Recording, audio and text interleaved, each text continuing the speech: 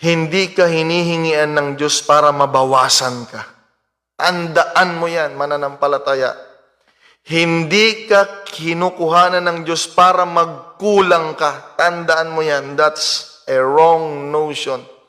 Sinusubukan ka lang ng Panginoon dahil higit yung ibibigay niya.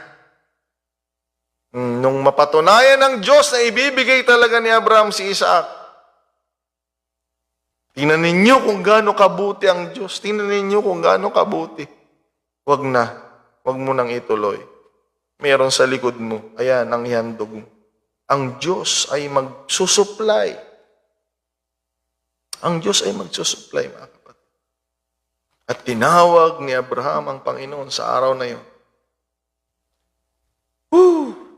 He serves Jehovah Jireh, the God who provides. And the same God we are serving, mga kapatid.